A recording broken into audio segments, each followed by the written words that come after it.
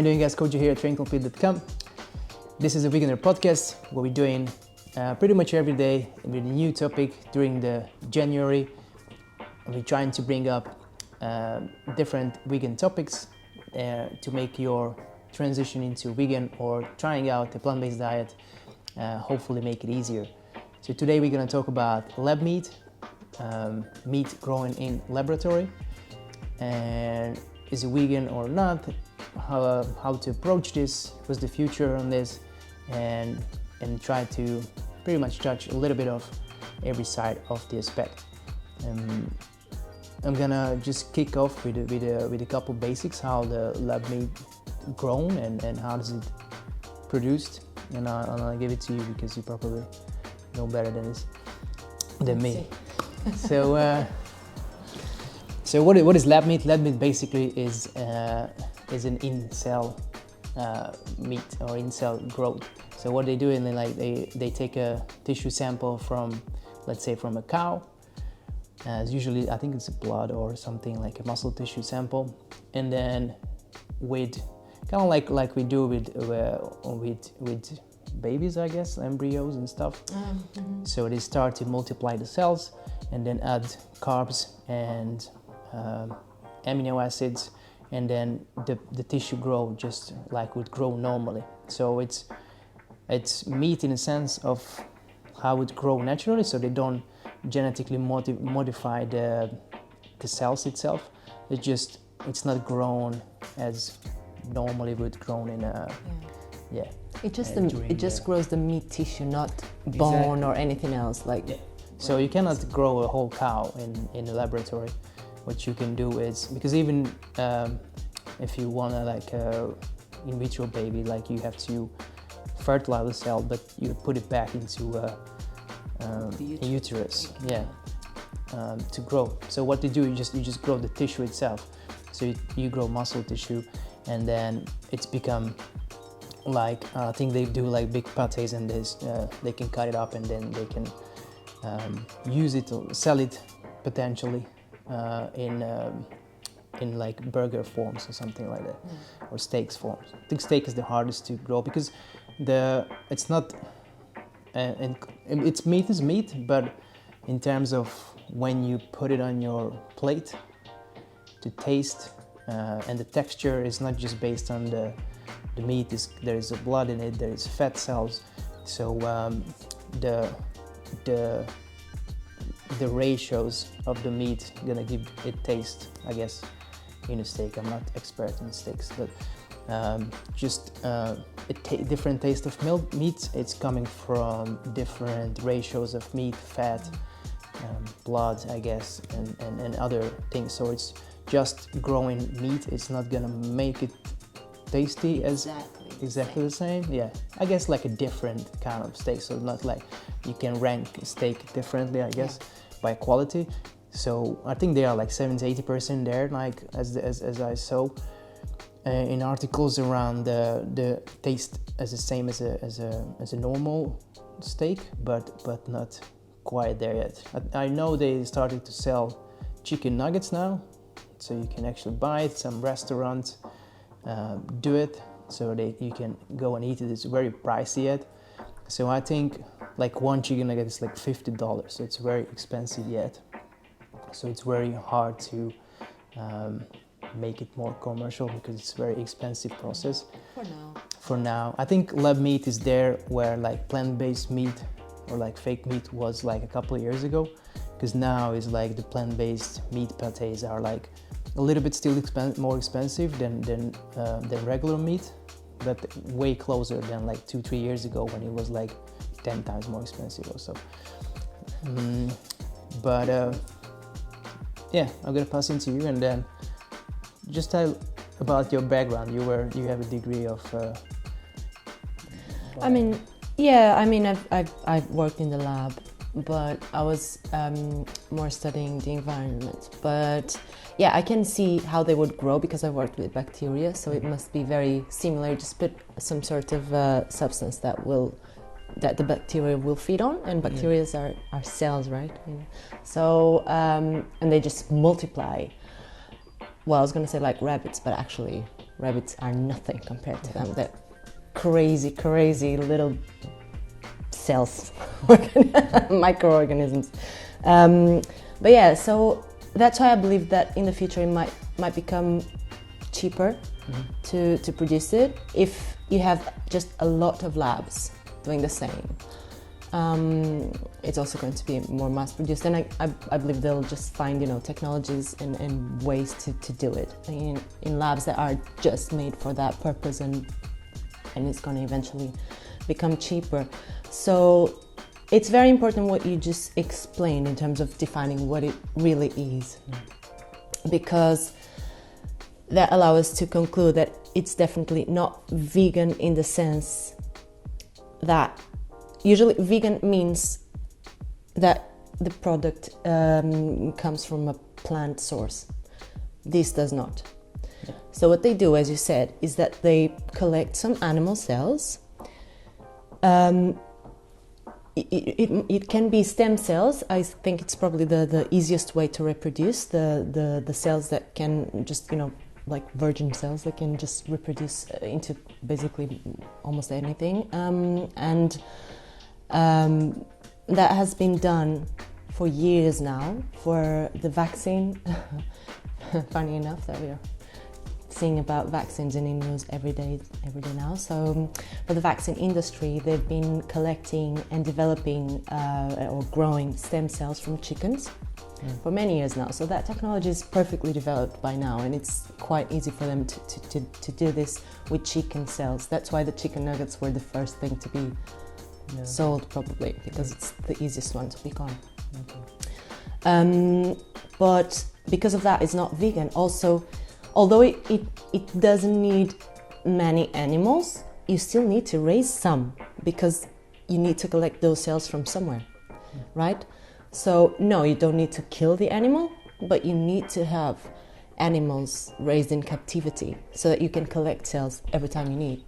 Yeah, but you know, like one sample can make produce a lot of steaks. It's like 10,000 steak that they sell. And also the same animal, you probably can collect almost infinite. But from, I don't know, a few years, a couple of years, I think you can collect from the same animal. A cow's lifetime in captivity, like, I don't know, let's say 3-5 years. I don't know, I'd say number, no more than 7 years for sure.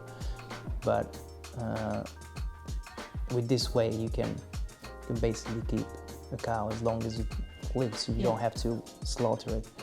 Exactly. So it does not. So there are a few advantages on this process. Yeah, I don't think it harms the animal too much, and probably you can have like 2 or 3 per restaurant or what. I don't know how, like in future, how it's gonna grow or how it's gonna, you know, evolve, or what would be the best to. Because I see it's like different ideas how to get this right. Obviously, like ranchers, they don't support this. They don't. Well, you're taking away their businesses. They take away their businesses. So they don't. There are laws now in America, different states, where you only can call meat something if it comes from an animal, live animal. Yeah. So you cannot produce in a lab. It cannot call meat, which is fine. Yeah, fair enough. And what is vegan? It's hard to describe. Obviously, there's always like this moral questions of, like, if you have an animal and you raised it and then 10 years later it died naturally, can you eat it or not? Yeah. Is it slaughtered or not? Like, obviously, if you raised it and it dies on its own, it's not slaughtered. It's died a natural cause. Then you could eat, but if you were fine for 10 years, I don't know why would you eat it. Like, you don't want to waste it. Yeah, obviously, if you have a sustainable life and you live on the ranch and you don't have, like, you produce everything on your own, and it's like natural death, then you have free meat. But you can also bury it, and plants are going to grow from there. Exactly. So I don't know. So there's like all this moral questions, like what would you do if this happened, like long in lifetime, you know, things, and obviously this lab meat, it doesn't come with suffering. If it doesn't come with suffering, then would you be okay to eat it? But if you've been vegan for like a decade, then probably you don't crave meat anymore, or you don't want to eat it. So there's always like this moral questions. Would you eat red meat? No, definitely not. for just a very simple reason. I've been vegan for years. I do not crave meat, and for me, it's completely unnecessary to eat meat. I'll just eat whatever would have given the animal the nutrients in the first place, and I'm completely fine. And I mean, even I was reading about this company. I believe it's the company who's already selling the chicken nuggets. That is called Just Eat. Eat Just, and they have this how to say, like, daughter company that is Good Meat, and then they produce lab meat, and they say, I mean, our target public is not vegan people or even vegetarians, is the people, quoting the CEO, the people who eat meat for breakfast, lunch and dinner. Yeah. So definitely, let's just make this very clear. There are noticeable environmental benefits for of this type of meat when compared to produced meat, and those are purely related with the fact of the space needed, the land needed, not only to raise those animals, like the space to have them, but also the radical amounts of land that you need for to produce plants to feed those animals. Yeah. Because at the moment, and I'm like citing information from the UN, so I'm not even like citing a Green Planet or PETA or anything.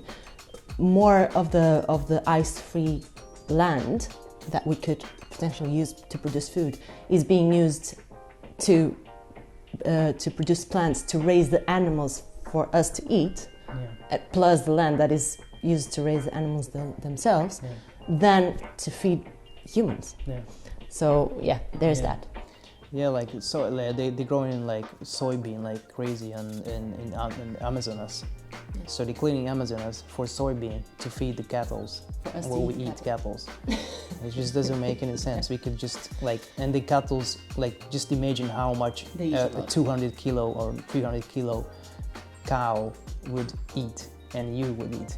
And then he had to eat for a lifetime, like even if it's like 3-4 years, you have to feed tons of soy and water, which is just waste, because you could the calories and the protein per energy for crops versus meat, it's huge. So you can get way more calories and way more protein from the same land what you would spend, what you would feed for the cattle.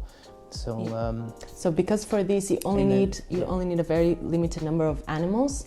Obviously you wouldn't have to have that. It would have much less animals, and just collect, periodically collect samples. Now then you can inquire regarding how are those animals raised, how are they treated.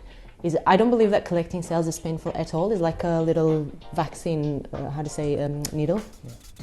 And that part, it's like taking blood. That part is not, I don't believe it's affects them much, but still they are being raised in captivity. Where are they being raised? In which way? What are they being fed on? And etc. and all of those things. So, I mean... Yeah, but if you're seeing big ranches where they raise cattle and they have 5,000 cattle in the same place, rather have you 5, even if the fifth of the space, they can still eat grass. The reason why cattle and they're not grass fed is because there is not enough grass on the earth to feed them, because so much cattle around. You can only grow them throughout crops, and there is no way. It's just unsustainable. We know it already, and the human population is just growing every year. So it's once we reach 10 billion, then who's gonna feed those people with cattle? No one. So we need to find alternative, and then this could be a good alternative. If people don't wanna stop eating meat, then it's obviously gonna be we already can make milk in the lab, milk alternatives that already exist. So you can do oat milk and soy milk and fake anything which is resemble milk, because milk is mainly water and then 20 plus compounds, and you can put it in a lab and you can do vegan cheese, vegan milk. It already exists, so milk is gonna be fine in the future. And then we already have plant-based meat and fake meat products already, which is there are already pretty much same price where meat is, so that could be another alternative. And if it's like, I know lab meat is like 90% more less energy dense in terms of you don't need that much crops, you don't need much gas, and we don't produce that methane like what cows produce methane and waste product, because and you don't need water. Yeah, and you don't need water because just raising cattle comes with another crazy resource management. You have to clear the waste product, and it usually goes into the waters, which makes the water unlivable. You get the methane, which is because greenhouse effect, and then you also have to they consume a lot of water and crops, so it's just not sustainable anymore for us. So we need to find alternatives to switch from this industrial animal farming. So you just not just for veganism, but it's an environmental reason. Exactly. Yeah, because those things that you just cited, basically what they mean is deforestation, usually, because what you're going to do, you're not going to tear down buildings to put the cattle in there. So deforestation, many times of rainforests, because those are located in the global south countries, which have, looser legislation. And because they are still growing their economies, they are much more, easily pressured to, we pay you this and you let us do this in your land, and they, and it also means climate change, because when you emit gases, that type of harmful gases, you're gonna obviously increase the temperature of the earth because of the greenhouse effect, and it also means, as you said, waste infiltrating the underground water resources, which is very, very harmful, because that's the non-salty water is the only one that we can actually consume, or we can desalinize. I don't know how to say this in English. I think would be something like that. Desalt seawater, but that's very costly. It's possible, but that's very costly, at least for now. Maybe in the future we'll need to do it, who knows. But anyway, something else that I would like to address as well is that when you asked me, would you eat lab meat? First of all, I'm not at the point that I need to do it.